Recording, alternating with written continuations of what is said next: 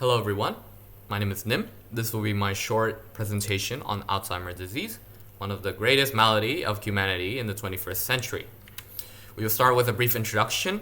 It was first discovered by Dr. Alois Alzheimer in 1901 at the Frankfurt Asylum. He was a German psychiatrist, and one of his patients, her name was August Detter, she was 51 at the time, exhibited signs of trouble with sleeping, forgetfulness, mood swing, and confusion. She was subsequently diagnosed with dementia. However, when she died and he had a look at her autopsy, he found some very interesting results. First of all, her brain was much more, let's say, shrink compared to a normal, healthy adult brain. But more importantly and more interestingly, under a microscope, he found that her brain has these clumps of proteins, and we now know them as plaques and tangles. Let's first look at plaques, or more specifically amyloid beta plaques. In order to understand them, we must know what amyloid precursor protein is, which is called APP. They basically help a neuron grow as well as repair them, and once they get used, they are broken down and recycled within the cells. However, in order to be broken down, they gotta ask for the help of certain enzymes, which are alpha secretase, beta secretase, as well as gamma secretase.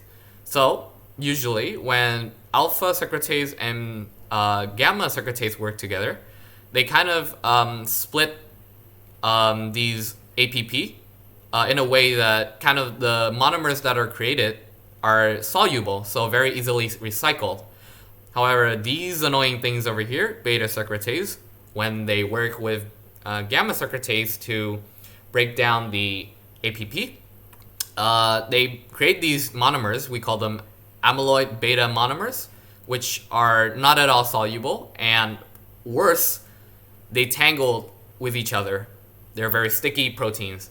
So when these things kind of like tangle too much together, they create these clumps, which we call plaque, and these are the big problems because they lead to neuronal cell death and cognitive and behavioral abnormalities. So what are the symptoms relating to plaques? So first of all, obviously they clump together, which take up space within the neuron, outside the neurons, in the brain generally. They also disrupt neuronal signaling because they stick to neurons and blocking their pathways to kind of talk to each other. And they could trigger an immune response, which causes inflammation, obviously very dangerous. And finally, they could even rupture blood vessels because they weaken the walls of the blood vessels in the brain. Another problem with these plaques is that they actually, at least we scientists found that they trigger these release within the brain, within the neurons, these things called kinase. And well, first of all, we have to understand that within the neurons, there are these things called microtubule, which transfer nutrients within the neurons, so kind of like keeping them alive. And within these microtubule, we have these tau proteins, which kind of bind these microtubules together and keep them straight, so that the path of transferring protein, nutrients are kind of like, good, work. However, these kinase bring with them these phosphate groups, which modifies the structure of these tau proteins. And what happens?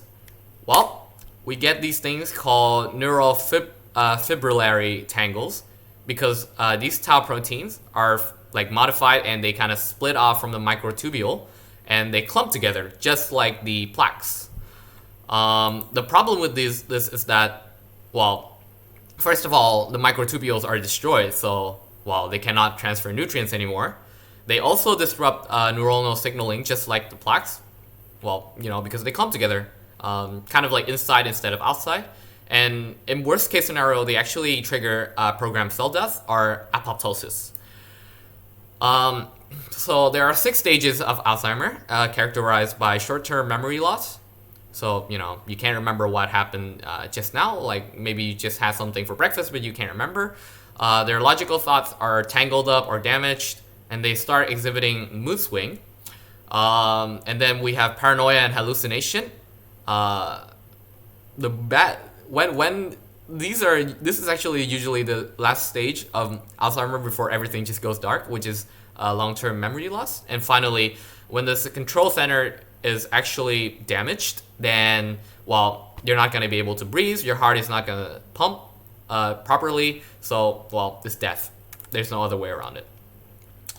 The disease itself is not very well understood, even though it's more than 100 years since its discovery, and there's no cure even today.